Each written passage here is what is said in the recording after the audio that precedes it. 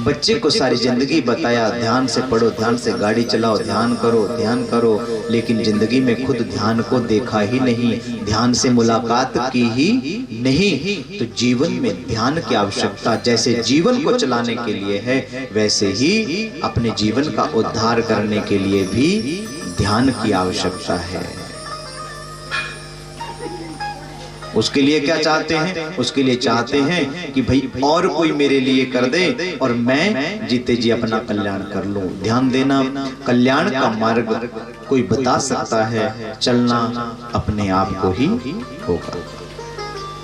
रास्ता तुम्हें बता देंगे, रास्ता गुरुदेव तुम्हें बताएंगे, कन्हैया तुम्हें बताएंगे, लेकिन उस मार्ग पर चलना स्वयं को पड़ेगा। कन्हैया लाल की।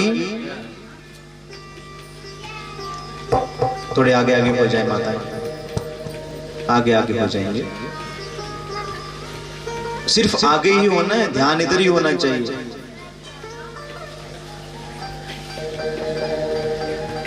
बस थोड़ा थोड़ा अपने आसन से ध्यान, सिर्फ कन्हैया लाल भगवान की शब्दमयी मूर्ति यहां पर रखी गई, वांगमयी मूर्ति। प्रत्यक्षा वर्तते हरे तेने हम वांगमयी मूर्ति। कन्हैया लाल की। तेने हम वांगमयी मूर्ति प्रत्यक्षा वर्तते हरे, भगवान श्री कृष्ण का साक्षात स्वरूप श्रीमद् भागवत महापुराण है।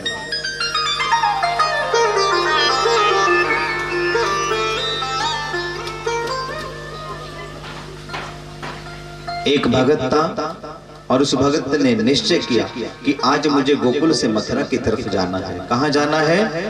गोकुल से मथुरा। बलवान है, पहलवान है। कंस का पहलवान होगा कोई? पहलवान है, मजबूत है। तो विचार किया कल सुबेरे चलूंगा, इससे अच्छा तो रात्रि को निकल जाऊं, तो रात्रि में सफर का पता नहीं चलेगा, नाव में बैठूंगा, नाव चलाऊंगा, पार हो जाऊंगा। कन्हैया लाल की। एक एक शब्द को देखना, पकड़ना। मथुरा से गोकुल को जाना है, प्रातः काल का इंतजार नहीं हो रहा। विचार किया भुजाओं में बल है, नाव चलाकर पार हो जाऊंगा। अभिमान, मदिरा का पान किया, नशे में पता नहीं चलेगा थकावट का, इसलिए क्या कर लिया? मदिरा का पान किया और मदिरा का पान करके रात्रि में ही नाव में आकर बैठ गया और नाव चलाना शुरू कर दी। बोला रात्रि में पहुंच जाऊंगा।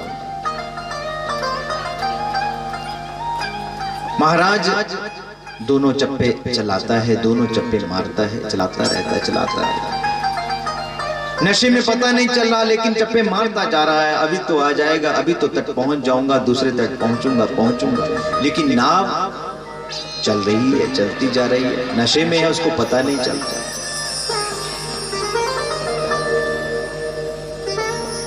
जैसे ही प्रातःकाल होने लगा, उसने देखा अरे तट तो आ गया,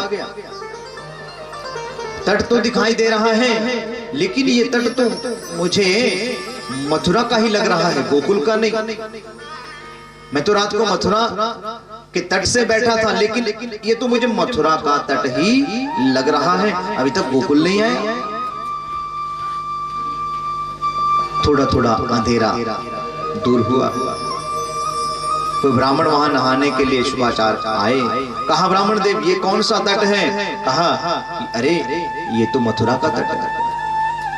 मथुरा का? अंधेरा है, दिख नहीं रहा। अरे मथुरा का तट है, सच कह रहे हो? हाँ सच कह रहा हूं। अरे मैं तो सारी रात नाव चलाता रहा, लेकिन मेरी नाव गोकुल क्यों नहीं पहुंची? महाराज उस सेवक ने, उस भक्त ने रात्रि को यमुना को पार करने का निश्चय किया, ठीक किया। वो आकर नाव में बैठा, उसने वो भी ठीक किया। अपनी भुजाओं के बल से चप्पू को चलाया, वो भी ठीक किया, लेकिन उसने केवल एक गलती करी जिसकी वजह से उसकी नाव एक जगह से हिली भी नहीं, उसी जगह पे घूमती। एक गलती की, सब कुछ है उसके पास, बल है, ताकत है, सब कुछ है, उसने सब ठीक कर दिया, लेकिन केवल एक गलती कर दी। क्या? जब महाराज अंधकार हटा तो उसने देखा कि मुझसे गलती हो गई, मैंने महाराज नाव की रस्सी जो घाट के साथ बंधी थी वो खोली ही नहीं। कन्हैयालाल की जो नाव की रस्सी थी वो घाट से ही बंधी रह गई। चप्पे तो उसने जोर से चलाए, लेकिन उसकी नाव एक जगह से दूसरी जगह नहीं पहुंची।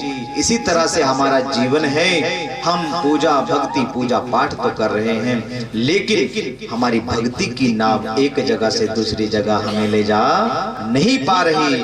कारण केवल एक है कि हम उस रस्सी को खोलना ही नहीं चाहते। वो तो नशे में, हम होश में हैं, फिर भी हम ये रस्सी खोलना नहीं चाहते।